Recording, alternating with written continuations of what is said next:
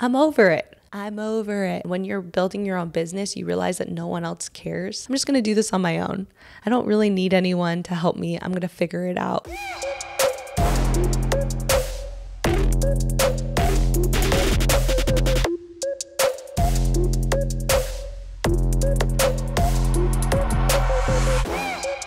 Hello and welcome back to Billion Dollar Baby. I'm your host, Tara Electra, and on this podcast, we break down the billion-dollar ideas from today's cultural leaders who push past the traditional route to create their very own pathway to success. Today, I am nervous and excited to share my story. I've not really shared my story publicly about what it's like to be a female entrepreneur who built a business and how I got started. So I think it's only right for me doing this podcast if I share that experience to hopefully open you guys up to new ways of looking at my podcast, and the people who come on it, as well as my journey, hopefully will inspire you to be a more powerful business person. One of the thoughts I was really contemplating a lot was risk it all now for the life that you want to live later. I feel like this is a really interesting topic because before I get started into how I all got started, I really want to mention that if you want to live your life with complete freedom to go out whenever you want to go out, hang out with the friends you want to hang out with, and just live freely at a young age and party and do whatever you want and enjoy your life, that's beautiful. Or do you want to live a life where you sacrifice and suffer now in your younger years so that you could live that life forever? I think initially when I was about 16 to 21-ish, I partied and I lived that life. And once I got a little bit older, I started to realize that it's so much more about sacrificing now to live that life for the rest of your life whenever you want to live it, because now you have the financials to do that. My story is my parents are not from America. Being from another country, they had to sacrifice by working consistently to be able to make ends meet. With that, I really didn't get help with my schoolwork. And to be honest, my parents didn't even really understand the academic system in America. You know, I went to school and I wasn't really doing as well. And I remember one day I was called into the teacher's class and my parents came with me, and she said to me, "You know what, Tara, you are such a leader, but you're being held back in your academic because you're not advancing in the way the other kids are. And because you're such a leader, I think it's right that you get held back and redo second grade. Because if you go on to third grade, you're going to feel behind and we want to keep you feeling like a leader." So I remember feeling sad, but just being like, okay. And my parents never heard of getting held back before. They were like, yeah, sure. And so what it did to me in that moment was made me feel not good enough and not smart enough. And I remember before that, I was so confident. I had so many friends, and I went from being the coolest girl in second grade to like someone that didn't feel confident or good enough. A year after that, my parents got divorced. And so I had to go through that heartache, as well as having parents that were moving from place to place. They were figuring out their lives, and I ended up going to 5 different elementary schools in 6 years. It was scary. You know, every time I went to a new school, I had to reinvent myself. I had no friends. I had, no one to talk to, and I had to figure it out. What it kind of taught me is that anytime I was sick of something or got over something, I knew I could reinvent myself somewhere else. So I got used to being okay with taking the risk to be like, okay, yeah, I'm fine. Let's go to a new school. Let's figure this out all over again. That being said, the entire time, all I wanted was to be a part of my age group again. I was the tallest girl in my classes because I was held back, and I didn't relate to the younger kids. You know, when you're younger, you always want to be with the cool older kids. And so all I wanted and all I needed to feel better about myself was to be back to my normal grade. So I begged my parents to be homeschooled. I was homeschooled and I skipped 2 years and 1 year. And so I got back to my normal grade, got back into my normal classes with my normal age group, and very quickly realized I didn't really care about all that stuff as much as I thought I would.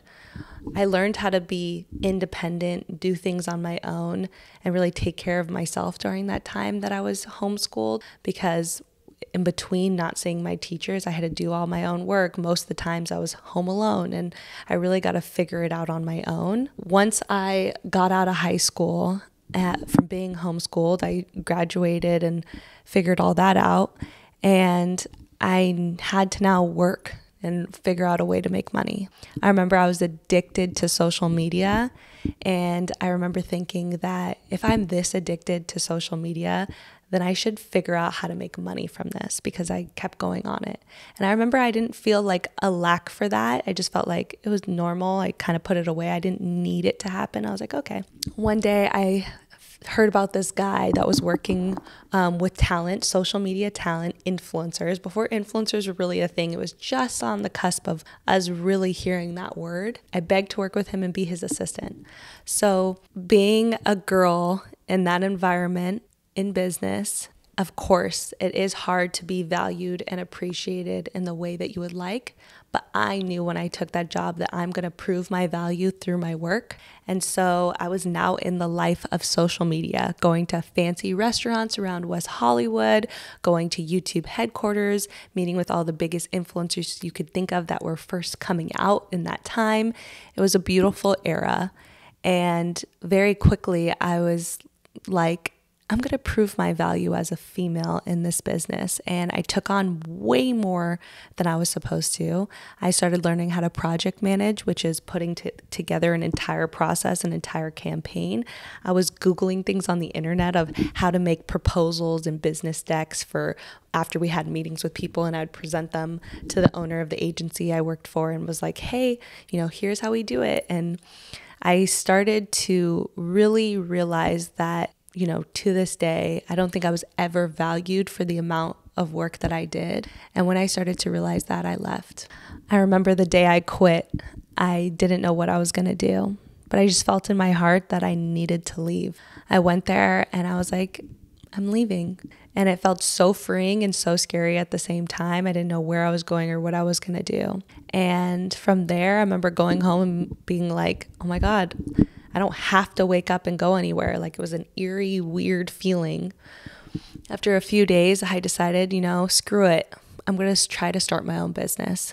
I learned how to open an LLC on LegalZoom and started thinking of names for this agency I want to build for myself. And I called it Electric Mind. From there, I realized I needed to get clients. And I heard about Insomniac looking for influencers to do campaigns with them. And I was like, okay, that's easy enough. By that time I networked, I met enough talent within the ecosystem, and I pitched myself to Insomniac to do EDC festival with influencers to promote the festival. They were down in ticket sales and they wanted to hype the festival back up because it's been around for years. And they didn't see my value as much as I would like, and I got paid very, very poorly. But I was like, you know what? I'm going to prove my value again.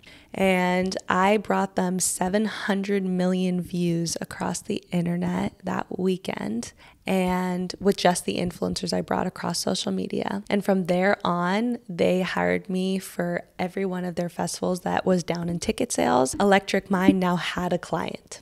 It was beautiful and it was fun, and I got to bring around so many influencers and put together a campaign and show them all unboxing their tickets online, and it got so many views. But between the periods of the next event, I remember I had months and months without making money, and I wasn't getting paid well from this either. So I was, cried, went through so much hardship trying to keep myself positive. And when you're building your own business, you realize that no one else cares.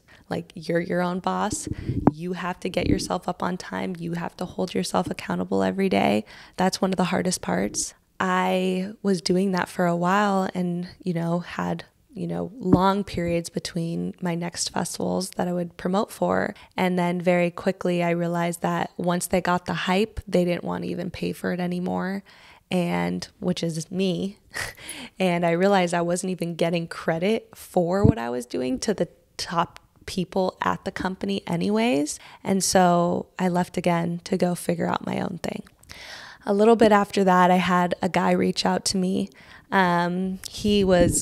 He knew about all the talent that I brought to all these festivals and saw the people I was around. And he was like, I have this idea to make this TV show platform, and I need influencers to make the shows about.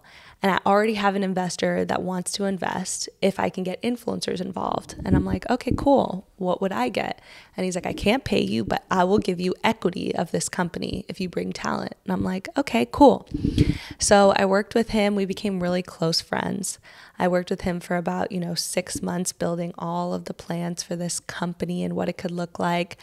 I ended up signing some huge names to this company, brought them all in for meetings, and they signed for this idea. And I pitched it. I got them all excited. And if I literally tell you some of the names I signed, you would be mind blown because it's some of the biggest A-listers today. It still even blows my mind, some of the people I was able to sign. A little bit after that, I just remember the investor was all excited moving forward, and they opened up the LLC, the corporation, without my name on it. I called the investor and I said, what's going on here? Like, why am I not on it? And he said, well, the guy that brought me in, mentioned that you're just his assistant and that all this talent is his talent and you were just helping. And I'm like, no, like I helped build this whole concept out with him. I brought all the talent, all the show ideas, everything with him. He's like, wow. And I was like, you know what? I'm going to part ways with this. And I was heartbroken again, screwed over, felt not valued for the worth that I brought. And I called all the talent that I brought and I said, hey, you know what? This is the situation. This is what happened. I'm going to part ways. You are more than welcome to stay. And every single one of them dropped off. From there, obviously, I was hurt. I was upset. One of the sayings that I kept saying to myself that I made up at the time was, I will never fail because I will never quit. And it's a very interesting thing to keep saying because anything you start in life, as long as you don't quit, you won't fail. You can't fail because you never quit. Anything I put myself towards in life now that I start and feel scary and I'm like, oh my God, am I going to be able to do this? I say to myself, yes, you're going to be able to do this because you're never going to quit. So you're going to succeed because you're never going to quit. And so I started looking at life like that at this time. As I told you, this person was a good friend of mine by that point, and I did have anger. But another thing that I kept really thinking about every time I got screwed over by people, was that the biggest revenge in life is succeeding. Success is your only revenge because you don't ever want to swoop down to their level to play on their level. There's nothing that's going to drive someone more crazy than watching you succeed in life. Yes, it might take a year, 2 years, 3 years for them to get that shit. I can't believe I fucked them over.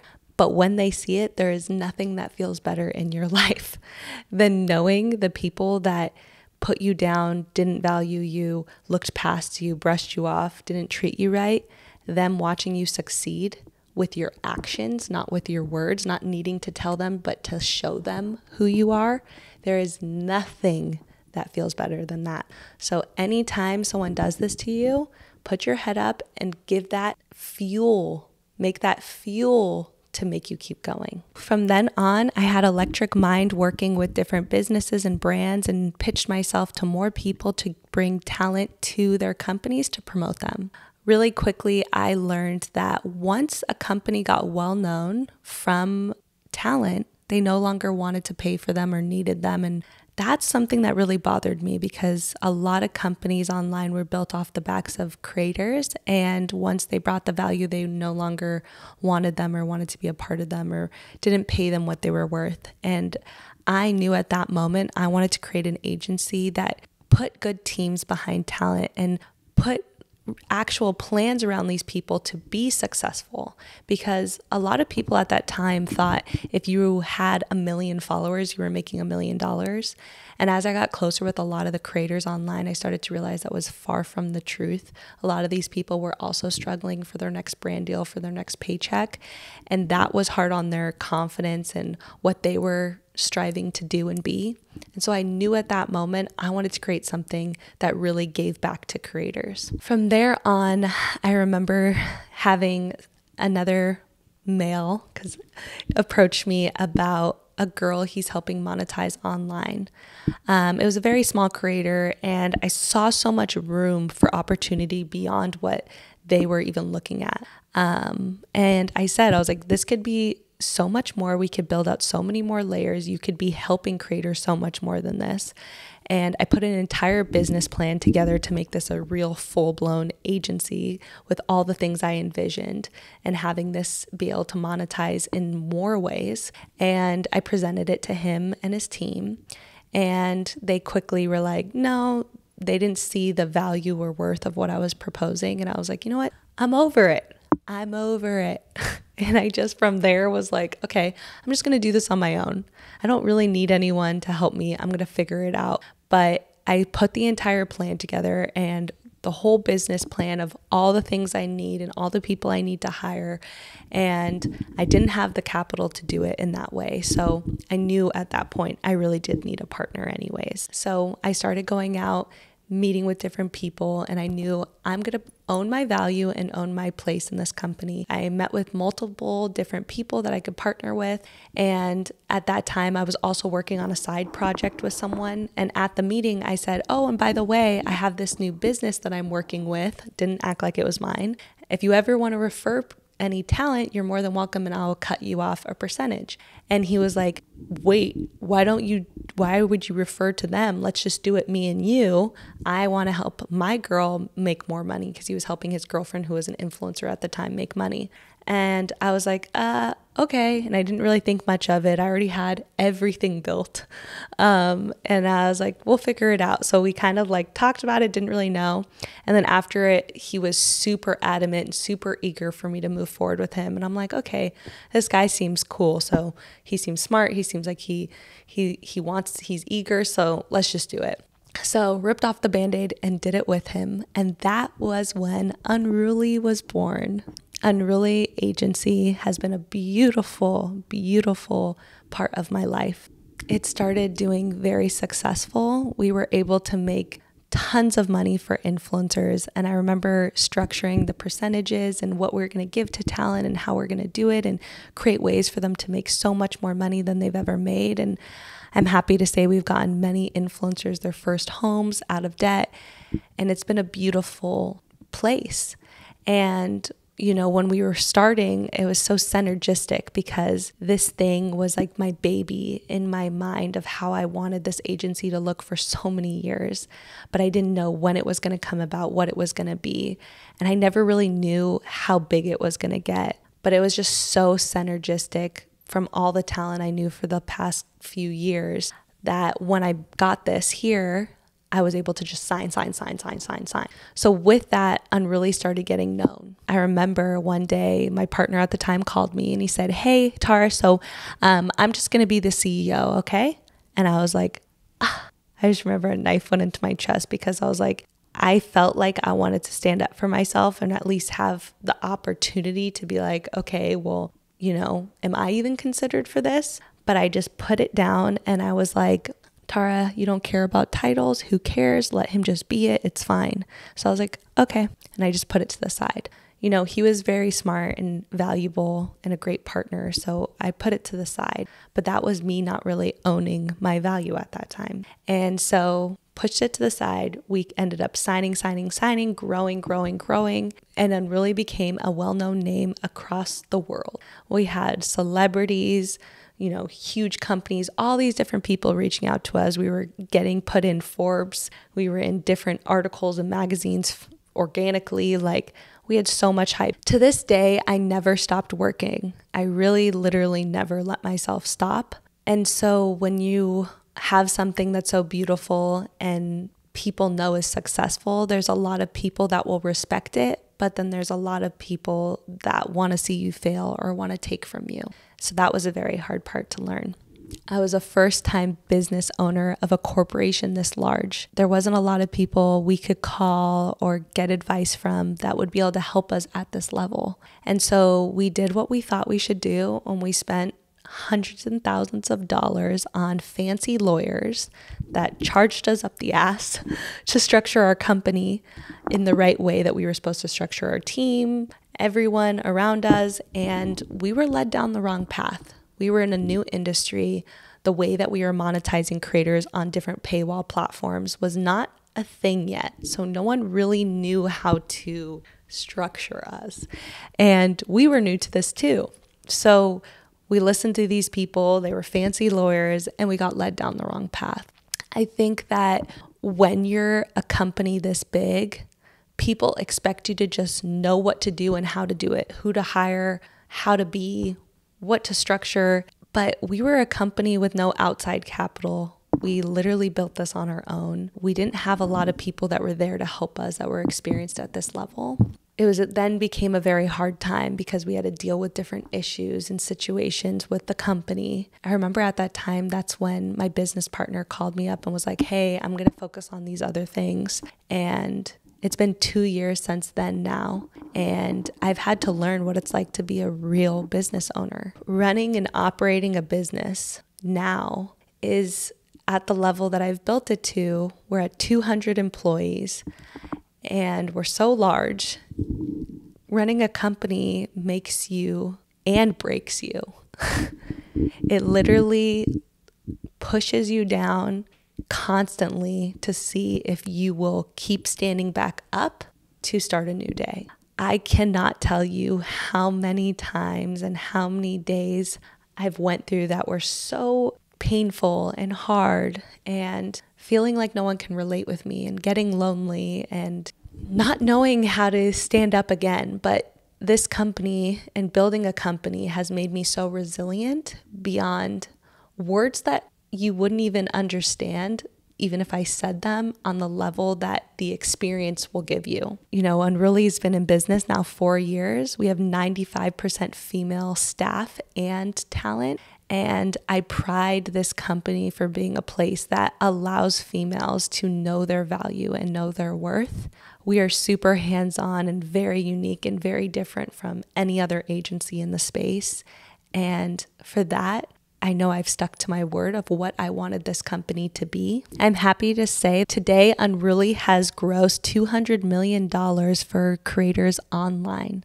We've built an insane, amazing, beautiful agency with so many different personalities and so many cool team members, and the people that I work with has become my family. I don't really have too much of a life because I find so much fulfillment with what I do, and I think that's the beautiful part of having a business.